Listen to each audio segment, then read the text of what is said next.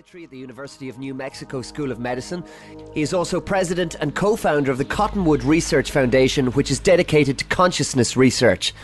Rick performed the first new human studies with psychedelic drugs in the US in over 20 years.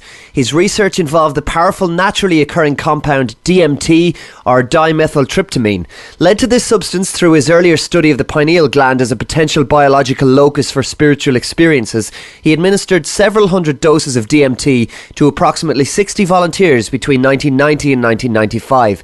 He wrote about this research in the popular book DMT, The Spirit Molecule, which has sold over 100,000 copies. It also inspired an independent documentary by the same name, picked up by Warner Brothers, distributed in 2011. With three distinguished collaborators, he co-authored Inner Paths to Outer Space, which looks more carefully at the common otherworlds experience that volunteers frequently reported during his research.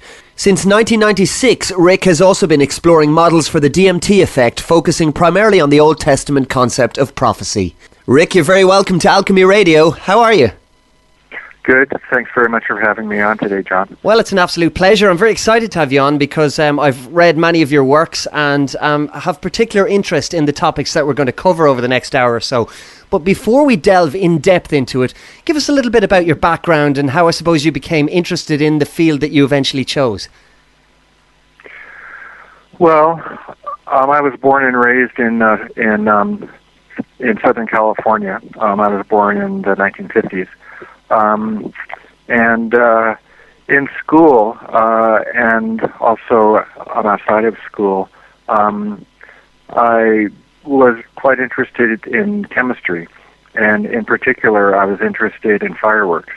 And as a kid, I learned how to make bombs and, fireworks in my garage of my parents' house. And I even went to college, starting off as a chemistry major, hoping to start my own fireworks factory once I got out of school. But I was dissuaded from that career, trajectory for a number of reasons, and was kind of steered into the medical school track. But I retained my fascination with bright lights and excitement and loud noises and those kinds of things. And in a way, I kind of got the last laugh on everyone by going into psychedelic drug research.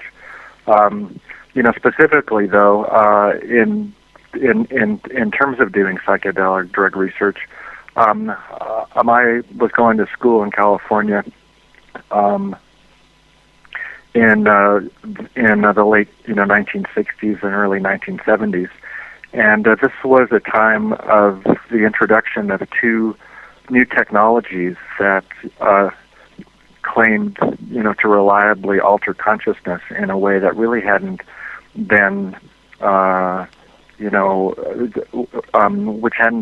which hadn't been available to the West up until then. Mm-hmm. One of those was the whole family of the psychedelic drugs, and the other were the practices of meditation coming in from the East. And as I heard about descriptions of the effects of both of those technologies, there seemed to be significant overlap. There were visions, there was ecstasy or terror. There were new insights. There were intimations of life after death or life without a body, or consciousness without a body. Those kinds of things. And I began to wonder if there might be some underlying common biology that was associated with both of those states. So I started to think about brain process which could be mediating the effects both of meditation and of the psychedelic drug experience, at least to the extent that they resembled each other. Mm-hmm. I didn't really know about DMT at the time, but I did learn about the pineal gland, which is an enigmatic organ in the middle of the mammalian brain, and it had been an object of interest and speculation by esoteric religious, physiologies over the centuries. So I started to look into the physiology of the pineal gland, And in the mid-1980s, I ran a study looking at melatonin physiology in humans. I was hoping that melatonin would be psychedelic, in which case I would have established, the existence and the properties of a naturally occurring compound that was made in the body, with psychedelic properties. This was a study that I performed in the mid-1980s before much was known about melatonin. So we gave melatonin in, various experimental situations, and it didn't, turn out to have, striking psychedelic effects. And by the time I had begun the pineal melatonin work, I had learned about DMT. So was it a disappointment then when you discovered that melatonin didn't actually have the psychedelic properties that you had maybe expected? Yeah, it was because, otherwise I was not that interested in, melatonin. Even though I was interested in the pineal gland, it was from the point of view of it being perhaps a location of spiritual experience. And when melatonin, which was or still is the compound of primary interest coming from the pineal, didn't have, much in the way of spiritual properties or psychedelic effects. Yeah, it was a disappointment about the lack of any psychedelic properties, attached to melatonin. But at the same time, I had been learning about the existence of DMT, which is naturally produced in the human body, and has got quite profound. Oh, let's see. I think I mentioned this, and the couple-of-year process of getting my permits in order. Yeah, so I think I've answered the question. Okay, great stuff. Well, let's move on to DMT specifically then, Rick. There will be a lot of listeners who will be new to it, so I suppose tell us exactly what it is and what it does and everything we should know about DMT. Well, DMT stands for dimethyltryptamine. It's a relatively simple chemical compound. It's, I guess you could call it a chemical cousin of serotonin, which is a naturally occurring neurotransmitter in the brain. And it's also closely chemically related to melatonin as well. Mm-hmm. It's made in the human body, and it's also made in hundreds, if not thousands, of plants. And it's a relatively simple chemical synthesis in which is involved in its formation. It begins with dietary tryptophan, which is then metabolized to tryptamine, and then a couple of methyl groups are then placed on the tryptamine-giving dimethyltryptamine. It was first synthesized in the 1930s, but put on the shelf. A Canadian chemist synthesized it as he was developing a series of analogs of tryptamine in his studies of certain shrubs, I think, in Canada. And then it was kind of forgotten and until around 15, 20 years later, when it was discovered in Latin American plants that were used for their psychoactive effects.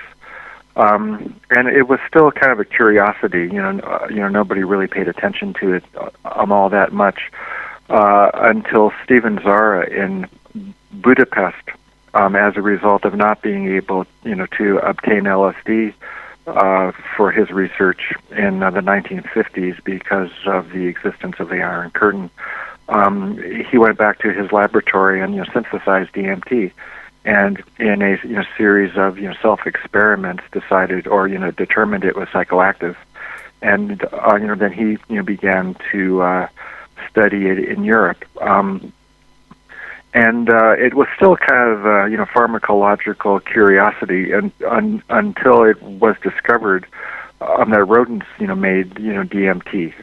It was in their blood, in their urine, and in their spinal fluid. So this was the first case of a, psychedelic compound, being discovered in a mammalian body. And then a few years later, it was discovered in human, body fluid as well. So that kind of began a flurry of, DMT research.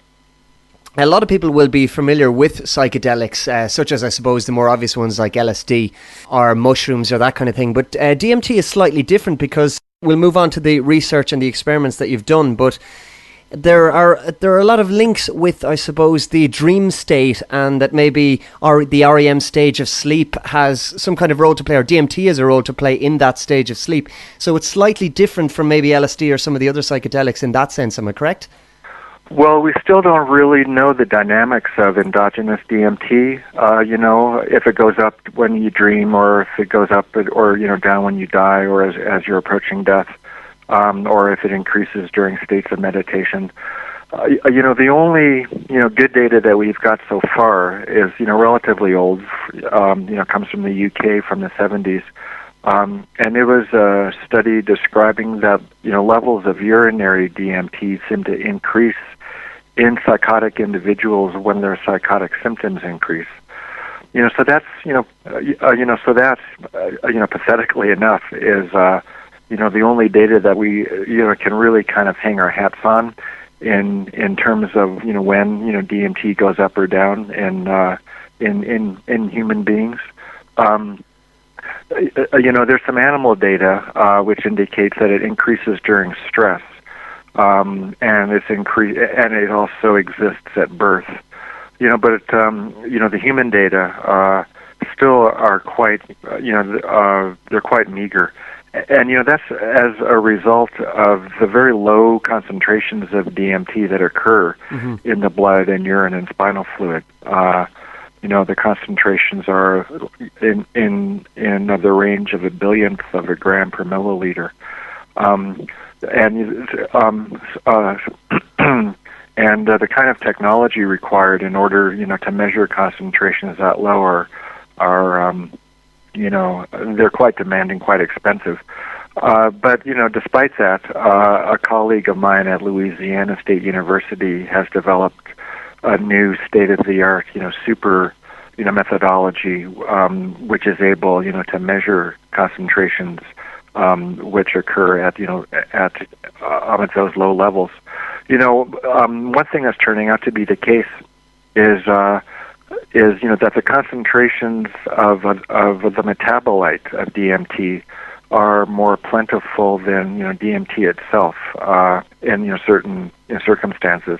So it could be that the questions which people are interested in regarding DMT's role in dreams and meditation and psychosis, those sort of things, may be more accurately answered by looking at levels of the DMT metabolite rather than of the DMT itself. I see. And a lot of data, I suppose you could maybe call it more esoteric data or more spiritual data that you delved into, of course, is your famous 5-year experiment in the University of New Mexico School of Medicine.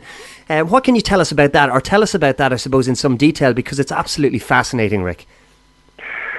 Well, let's see. I'm trying to think if I answered the questions about DMT itself. Yeah, I suppose, the one, last piece is, the mechanisms by which, DMT works. It's structurally related to, serotonin, and it, seems to activate a lot of, the same receptors that serotonin does as well. And there are plentiful amounts of those receptors in parts of the brain that you would expect. The visual cortex, the emotional brain, the frontal lobes, those kinds of things.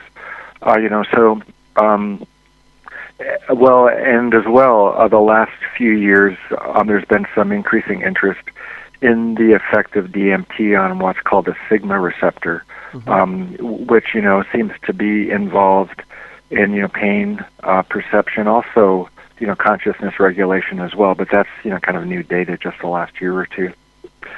Well, okay, so in terms of my study, we began in the end of 1990 and finished up in the fall of 1995. And the first study was what's called a dose response study. We just gave a number of different doses of DMT, and we measured as many variables as we were thinking could be affected by giving DMT. So that was a whole slew of endocrine effects, hormone effects like prolactin and cortisol and endorphins and things like that. And also autonomic effects like blood pressure, heart rate, core temperature, pupil diameter. But the most interesting aspect, were the subjective effects. Yeah. And we measured that in a couple of ways. One was through a questionnaire that I developed that was based on, Buddhist psychological principles. Breaking down subjective experience into a number of manageable categories. And the other way was just through careful clinical observation and note-taking. One of the good things about DMT, and I guess one of the bad things too, is that it's quite short. And, so I was able to, monitor and, write down pretty much everything that was happening in the room, everything I said, everything the volunteers said. Mm-hmm. So I was able to accumulate a huge amount of information, regarding people's reports of their experiences. So we're talking about an experience of maybe just minutes rather than hours, as can be often the case with certain other psychedelics. Yes. In like on the street, as it were, people smoke DMT. But we really couldn't, do a smoking study like that on a clinical research ward.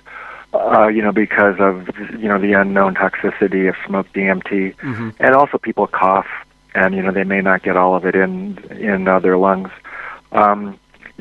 So as so we gave the drug intravenously instead, as a solution to, getting it all in. If you swallow DMT, by itself, it's orally inactive. That's the result of an enzyme in the gut that breaks it down quite quickly. Right. So that's the reason that it's smoked. And as a result of the technical and the medical issues occurring with smoking anything, we decided to go the intravenous route. And in comparing the smoked route with the intravenous route, there were a couple of volunteers who had previously smoked DMT, and they described the intravenous route as perhaps slightly quicker, but still within the ballpark of the normal time course. So when you give intravenous DMT, the effects begin within a few heartbeats, actually. Oh, really? Wow. Yes, and they peak within about a minute or two, and then people start coming down at around the 5-minute point. And they can start to speak at the 15-minute point or thereabouts, but they're still quite intoxicated. Nevertheless, though, within a half hour or 40 minutes, they feel quite normal and are able to drink tea and carry on a conversation and answer the questionnaire that I gave them. So we would spend another half hour or an hour, discussing what their experience was like. So in that first protocol, we gave 12, people a low dose, a high dose, and 2 in-between doses of DMT. And, we looked at all of the variables that I mentioned. And what kind of reactions were you getting then from people? Because it was quite a long drawn-out study, 5 years, and I think approximately 400 doses. Am I right, to 60 people? Yeah, we gave, so those, 400 doses include small, medium, and large doses. Yeah, and it was around 60 volunteers. I only studied experienced hallucinogen users because I was interested in them being able to give as accurate and careful a description of their responses as possible. Mm-hmm. And also, I was concerned about informed consent. You really, you can't give it in... Well, you really are unable to obtain, fully informed consent in this kind of research in people that don't have previous experience with these kinds of drugs. Yeah. And also, I was, thinking that experienced users would be able to manage, some of the, they would be less, likely to panic, as a result of, the suddenness of the effect and also, the rather daunting clinical environment. I didn't actually, do any kind of treatment per se. It was a group of normal volunteers, so I screened out anybody with any significant, problems with depression or anxiety, psychosis, out of control, marijuana or cocaine use, those kinds of things. So the response to the highest, doses were the most interesting. And I guess if, one were to characterize a, typical high-dose effect, as I mentioned, the effects began quite quickly. The first thing that people would notice would be a, kind of buzzing in their ears or, sound, like a high-pitched, high-frequency sound. And also a, tingling of their skin and a building up of an internal pressure in their entire bodies. So that combination of effects, people described as a rush. Kind of like if you're on a roller coaster and you're kind of dropping real quickly. Yeah. Any intense, energetic, sense of movement and pressure. So that would build up over the space of 10, 15, 30 seconds. And, then usually, people would describe that their consciousness, left their body just because, their body was unable to contain the intensity of the energy which, resulted, from the DMT injection. Interesting. And was there much lucidity described, or was it almost like a dream state? Well, not really, even though, from, listening, to the description, it, could be compared to a dream state. But my volunteers were quite clear that, this was not a dream or didn't resemble a dream state. It was more, it was more consistently, real, than a dream state. Most people, either if they're dreaming or, they're lucid dreaming, they're able, to distinguish, the fact that they are dreaming. And, the volunteers in the DMT study, they made a point, either as a result of my questioning them or, in an unsolicited manner, saying that it was different than a dream. It, was more real than a dream. The storyline was different, or, the quality of the storyline was different. The quality of the interactions, their maintenance of a clear, cognitive or, so they maintained clarity of thinking. They could still make decisions. They could interact with the contents of the visions in a, much more coherent manner, than would be the case if it were a dream. So let's talk a little bit about, I suppose, the interactions that did take place outside of, say, the room or the controlled environment, because you've described it as the spirit molecule, which I find very interesting because it's almost like a paradox in itself, the idea of spirit and something being molecular as well. So obviously there were some very interesting results from the conversations and the experiment. Yeah. Well, in the first few moments, there was a kaleidoscopic display of visual imagery. And, people kept their eyes closed. And after a few months of the studies, we decided to place eye shades over people's faces because if, as the effect of the drug was coming on, they opened their eyes, the visions would be overlaid on the room itself, which could be kind of disorienting. Right. So after so all of the visions that that the volunteers were experiencing were taking place with closed eyes. And oftentimes, the visions or, the kaleidoscopic imagery would coalesce, and the volunteers would, find themselves in a world of light. And the colors were intensely saturated, quite bright, rapidly moving. They were, like after the initial anxiety of the transition, which was quite abrupt, they were ecstatic in that state. And they maintained a clear, a clear mind. They could kind of look around and wonder, where it was, they had landed. And so oftentimes, too, there were recognizable contents within that world of light. Furniture, statuary, and the most intriguing part, was their perception of beings, sentient, intelligent beings who were conscious of them, interacted with them, expected them sometimes. Sometimes they were glad, that the volunteer had stumbled into their space. Sometimes they were angry and kind of, shooed them away. So that was the most intriguing and, consistent and unexpected finding in some ways. And I suppose I qualified the unexpected part by saying that, before I began the study, I interviewed around 20 people who had smoked, DMT, because I was interested in, canvassing, other people's experiences, to know what to expect once my study began. And almost all of the people I spoke to in that preliminary stage of things described, contact with these beings. But, I just couldn't quite get my head around it and thought, well, okay, I'll just write it down and I'll ask those, questions once the study begins.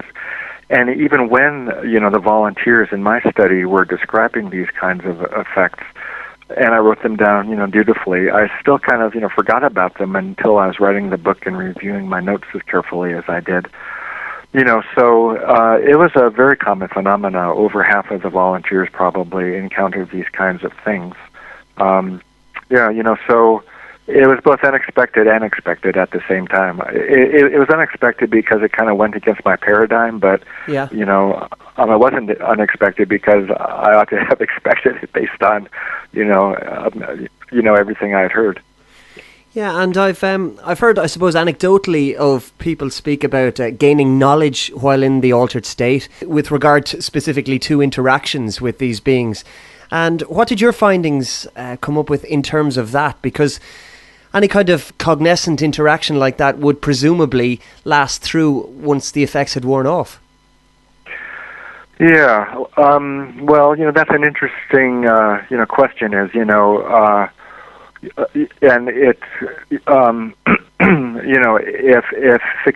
if it could be summarized, I suppose it would be the question as to the meaning and the message of the DMT experience. Yeah.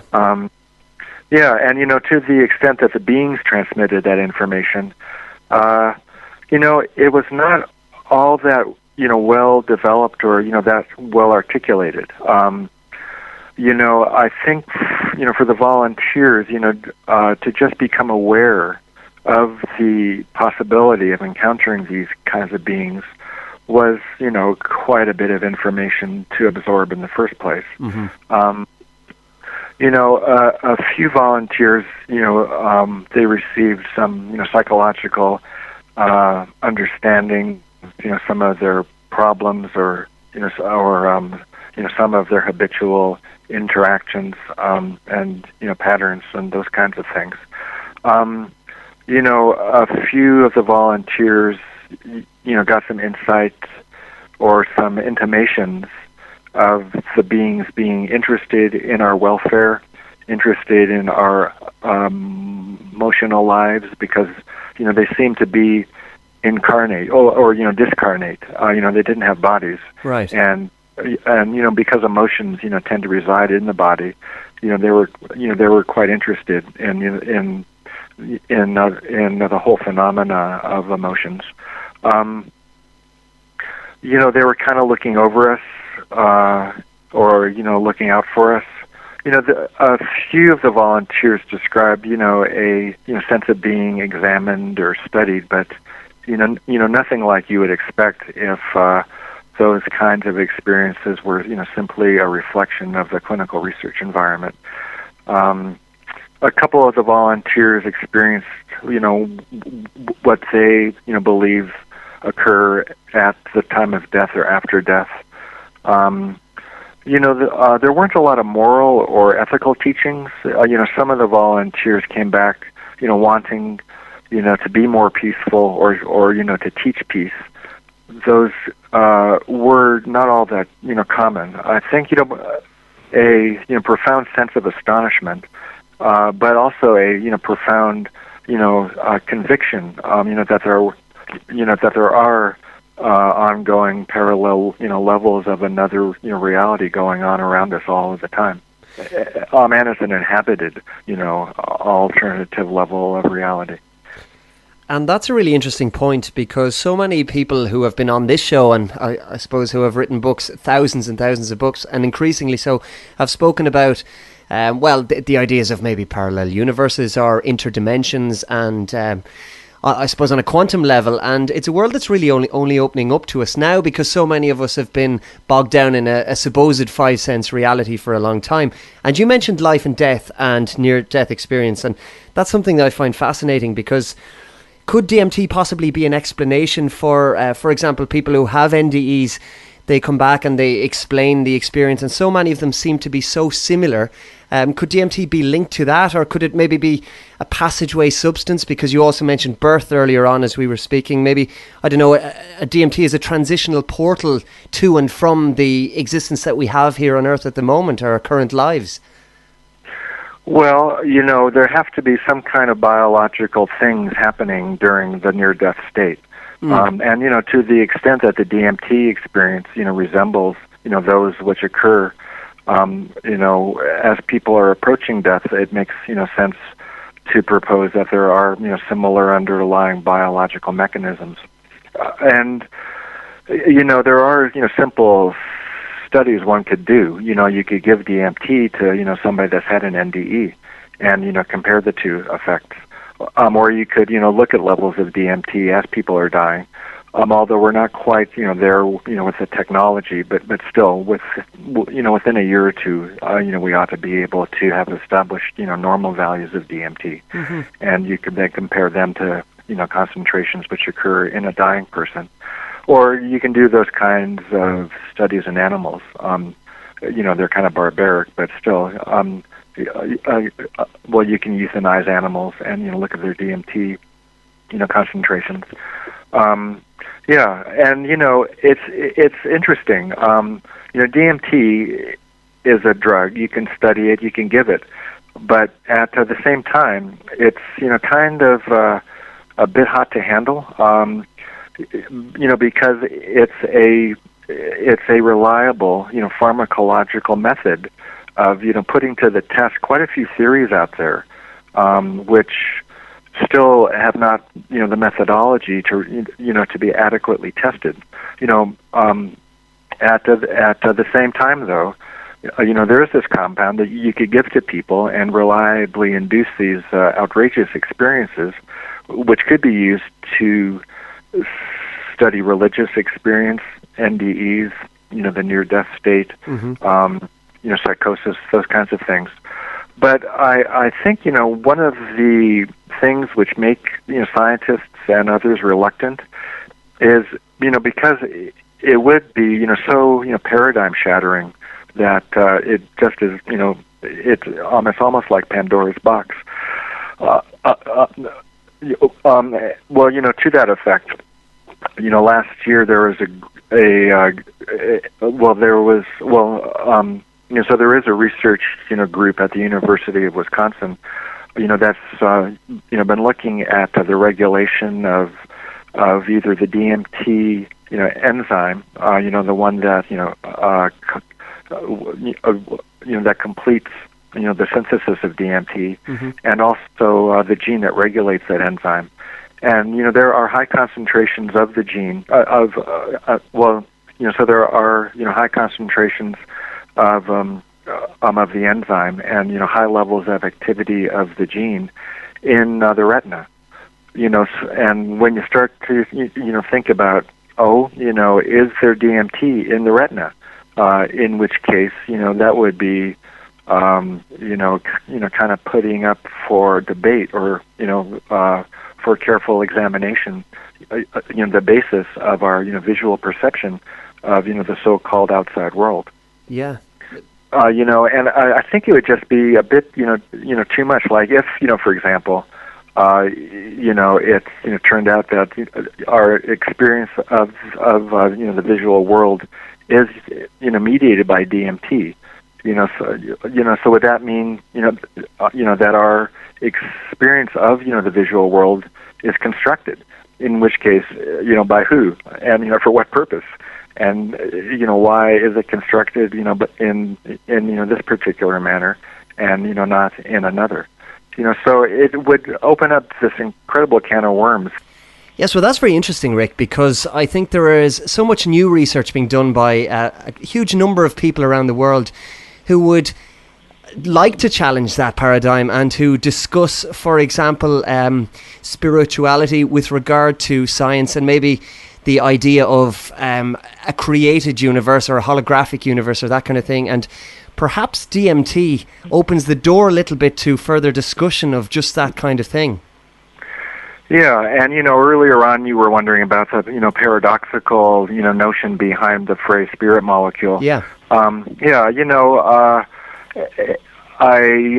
had a conversation with an Orthodox rabbi in Taos, where I used to live, Taos, New Mexico, and we were talking about what DMT might be, and he started to kind of riff on the idea of the most spiritual of the physical, or the most physical of the spiritual, some kind of liminal object, kind of between the worlds, kind of mediating between the worlds.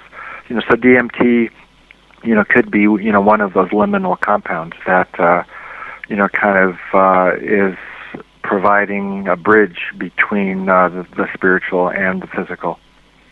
And I think there's no doubt that certainly the pineal gland appears all over the world. I suppose hidden in plain sight. Whether it's hidden or not is open to debate, but the image of the pine cone has always been, I suppose, revered by ancient people, and you'd see it a lot in occult iconography, certainly around places like the Vatican and holy sites. Quite often buildings would be crowned or topped with an image of the pineal gland or the pine cone.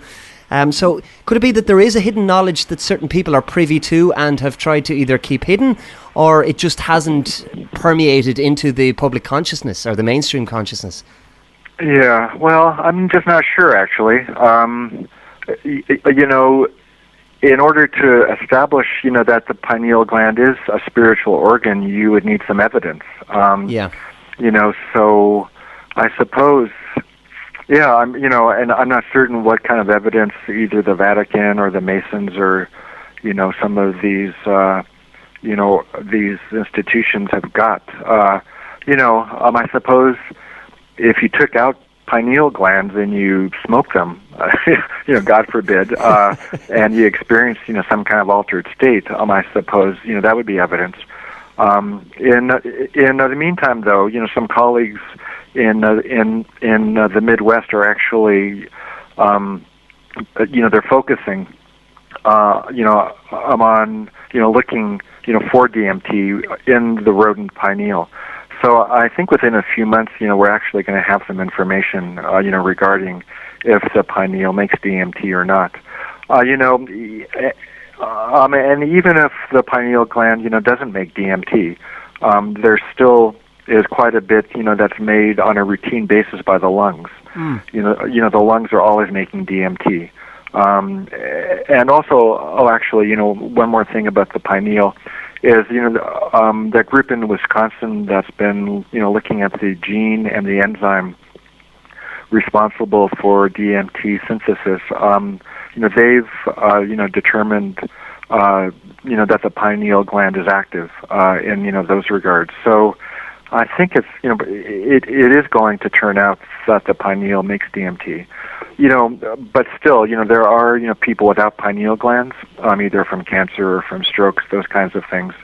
And, they seem normal, they dream. So there are, other sources of DMT which are more reliable, more consistent perhaps. So the main organ of interest is the lung in that regard. And you would wonder, well, can DMT make it into the brain from the lung? And it's of interest that DMT is actively transported into the brain using energy that the brain expends in order to get it across the blood-brain barrier. Okay. And so there's only a small number of compounds that the brain does that to, and those compounds are required for brain function or for normal brain function. So consistent with the enzyme and the gene in the retina, it could be that DMT is involved in everyday perceptual homeostasis, and that's the reason it's taken into the confines of the brain like that. I also find it interesting, just as you speak, the fact that you mention the lungs and DMT, because a lot of Eastern practices focus so much on breathing, especially when it comes to trance-like states or altered states of consciousness. I wonder, is there any kind of link there, perhaps? Well, there could be, and some of those breathing exercises involve prolonged holding of the breath, and obviously one of the things that occurs at the time of death is you stop breathing. So it could be that hypoxia. It could increase the amounts of DMT in the bloodstream. And even if the heart's not beating, it could still diffuse, through the circulatory system. And there's another concept that interests me a lot, Rick, and that's obviously we know that DMT is present in other plants and animals, of course. What do you think maybe of DMT as being potentially a universal language, or if people are in an altered state brought on by DMT and they're interacting with other entities or beings without the use of language as we know it, could it be that DMT is a pathway to communicate with, I suppose, an interspecies pathway, or in a sense? Yeah, well, I've considered, DMT to be some kind of spiritual Esperanto, as it were, providing a, nonverbal, way, for species or, individuals within the species or across species, to communicate with each other, visually, intuitively, those kinds of things. And, that's obviously, within the realm of gross speculation, but still, it is a, consciousness-related compound, which exists in plants and other animals, as well as humans, so it would, make sense, that it could, provide a bridge, as it were, for establishing communication. So what of the concept of prophecy? Because I know you've looked at this in great detail, particularly with regard to the Old Testament and the characters and the stories that we find there. Yeah, well, that's the book I'm working on right now. I've also, I began, working on it quite a few years ago, but, hopefully I'll be able, to wrap it up this spring. Mm-hmm. Yeah, well, there were a couple of things which I was left with when my study ended in 1995. One of those is that I was not quite convinced at, the time that there was a spiritual level of reality. I was, more thinking it was a construct of the mind, or projection, or some kind of psychological process. Mm-hmm. And it was only after my study was over and I had time to think about it that I actually, came to my own conclusion that there is a spiritual, level of reality. It's external to us. We can tap into it, but it isn't, solely a creation of our own minds. Obviously it's, perceived through our minds, and our perceptions are colored, as a result of our own psychology and our own constitution, but still, it is the perception of an external thing. So that kind of clashed with, my Buddhist, background. I had a number of decades of Buddhist, practice and study. Mm-hmm. They regard these kinds of visions as, purely products of the mind and obstacles, to the enlightened state. So the kinds of stories that my volunteers were telling me is they weren't projections of their mind, they weren't dreams, they weren't hallucinations. They were more real than real.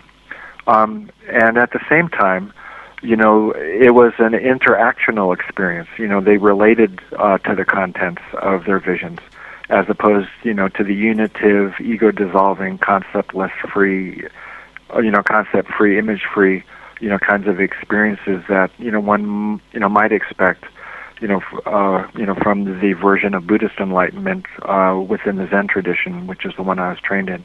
Mm-hmm.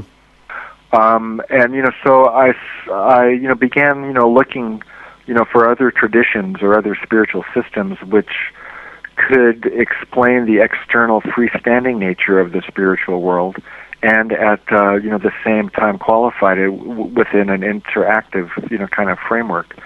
And I'm Jewish, so I started reading the Bible, and after a while, the whole, notion started to appear to me as a prophetic state of consciousness, which, resembled to a large extent the experiences of my DMT volunteers. And, by the prophetic state, I'm not speaking only of, foretelling the future or of prediction, but, simply any state of seeing things and hearing things that other people don't. And, with that kind of a, broad definition, there are a huge number of examples of, prophetic experience in the Bible, not only, the ones that we have learned to, kind of connect to, the classical prophets like Isaiah and Jeremiah and Ezekiel.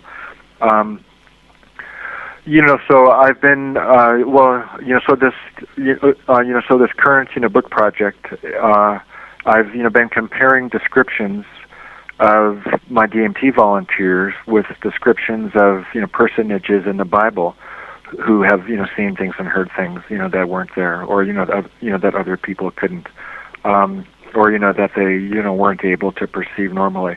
And there are striking resemblances. And so I'm going to be proposing that, perhaps, the prophetic state as described in the Hebrew Bible is to some extent explainable through the aegis of endogenous DMT release. So that would then, kind of put, the Bible into the category of a psychedelically tinged or flavored text. To the extent of prophetic state and the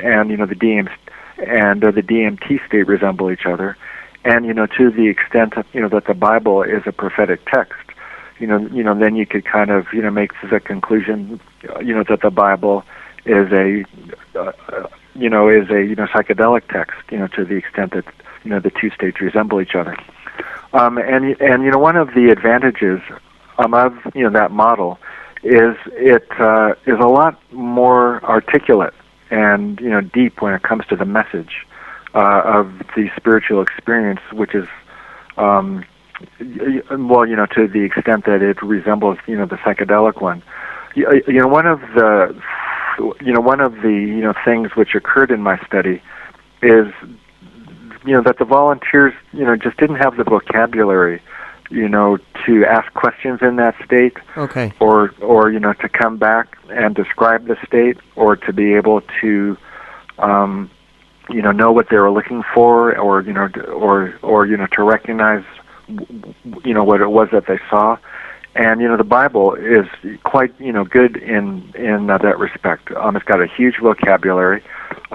It's got a extremely well articulated message. And it's a Western text as well. So the images and the concepts and the terms are all kind of quite well diffused within Western civilization. And another theme that runs through the Bible, of course, is the theme of duality, positive and negative experience, both with regard to prophecy and otherwise. Was that the experience of your study as well, positive and negative experience on behalf of the participants? Yeah, I screened my volunteers real carefully, but, nevertheless, there were some adverse effects. Some people, panicked, some, even developed, panic attacks of a short-lived nature after their participation. A couple of people got depressed, briefly for a few months after being in the study. So even with really screening people carefully, there were still, some adverse effects. And, some of the acute effects were quite horrifying. One of the study participants experienced a vision of being anally raped by crocodiles. Wow. That was a horrifying thing for sure. And somebody else was confronted by an African war goddess who was quite threatening and quite belligerent, and scared him half to death. So so there is these are quite intense and extremely profound states, and you need to be prepared. You need to have some tools in your toolkit to be able to contend with some of the extreme kinds of things that you encounter. And did some of those experiences then resonate in the following weeks and months with people, or by and large was it something that people were able to compartmentalize and see as an altered state that only happened for that kind of 25-30 minutes? Or what way did people react afterwards in the medium term, I suppose? Yeah, well, by medium term you mean like over the following months or the following years? I suppose months as opposed to years. Over the space of so the months after somebody was in a study, they were affected. They were, the majority anyway, were struggling to make sense and understand what had happened to them. And it was interesting. A spontaneously developing DMT support group came about because people were so impressed with their experiences, but weren't able to really discuss them with anybody, even their family members, because they were so unusual, so extreme, so out of the ordinary. So a group of the DMT volunteers got together and started, to meet regularly, to compare notes, and to start, discussing the impact of their participation. As I concluded the book, I overall, kind of considered the study, to be kind of a wash when it came to positive versus, negative effects. But as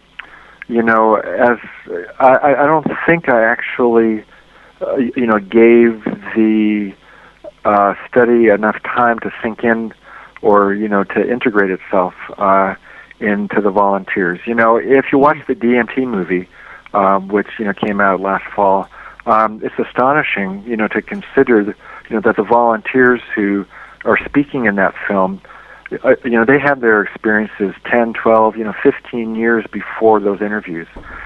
So if you're listening to them carefully, it, sounds like they're discussing something that just happened a couple days ago. Yeah. But on the contrary, it was, up to 10, 12, 15 years, from the date of their being in the study. And, on the volunteers I interviewed anyway, for the film, they, as a rule, described their participation as quite life-changing. But, it required a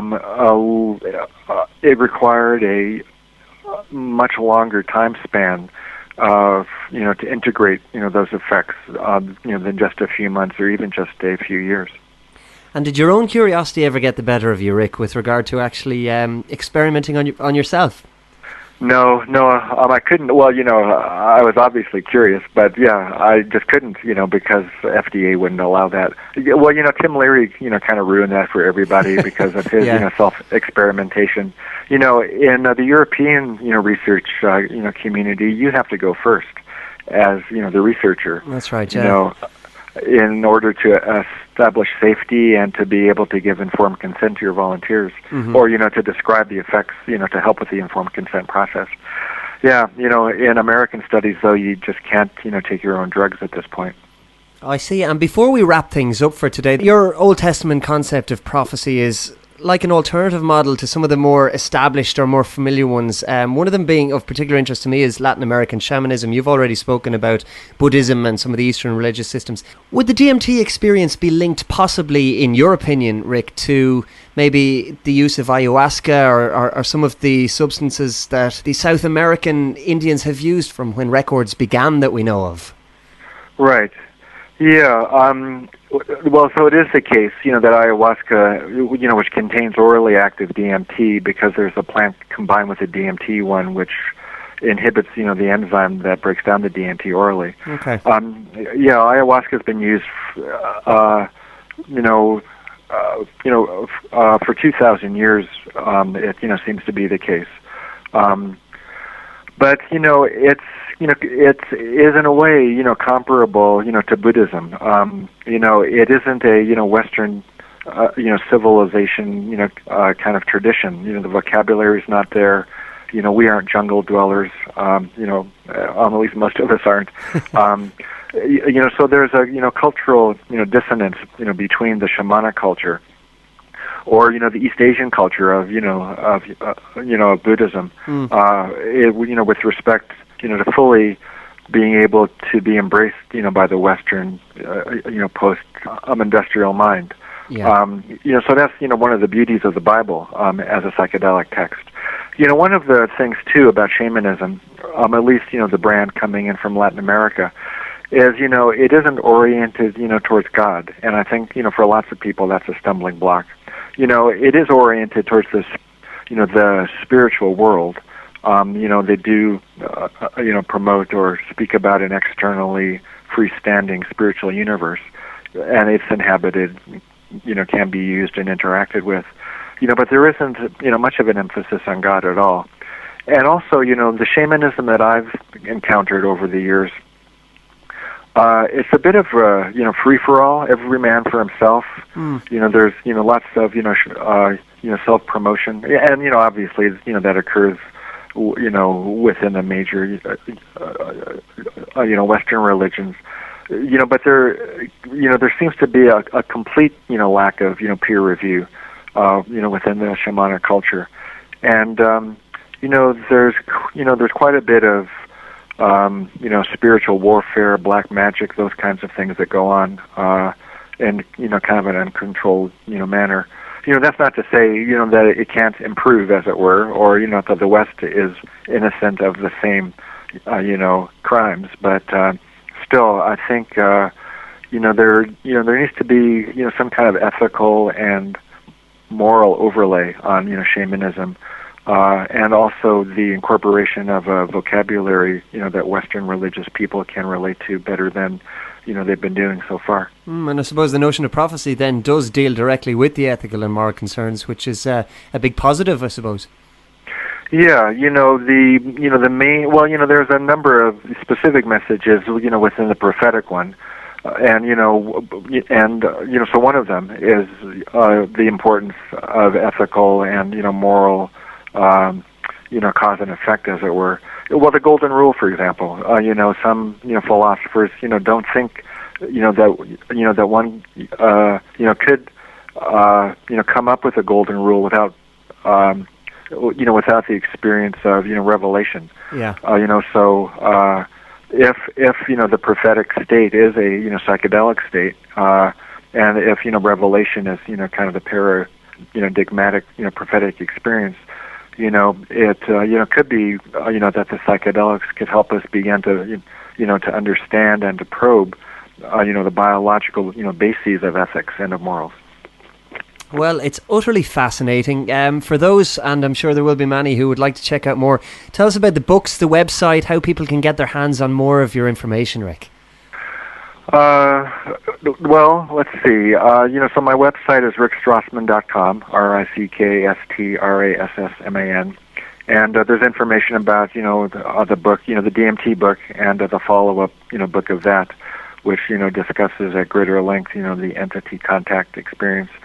And I hope to complete the prophecy book, by the spring. So hopefully it'll be out in the summer. And the documentary is called The Spirit Molecule, named after the book. And you can get more information about that at thespiritmolecule.com. And you can buy it, and you can download it, and you can stream the documentary from iTunes and Amazon, Netflix, all of the usual suspects. And it all comes highly recommended, I must say, Rick. We're very much looking forward to the book. We can expect that when in the spring of 2013, yeah? Well, I've been working pretty steadily on it, so I think it'll be completed by the spring, in which case it'll come out in the summer. Fantastic. Well, we'll check in with you once that does come out, because I'd be very keen to have another chat with you in depth. It's been absolutely fascinating speaking to you today on Alchemy Radio. Rick Strassman, thank you for joining me. Well, thanks very much, John. It's my pleasure. Alchemy Radio. Alchemy Radio.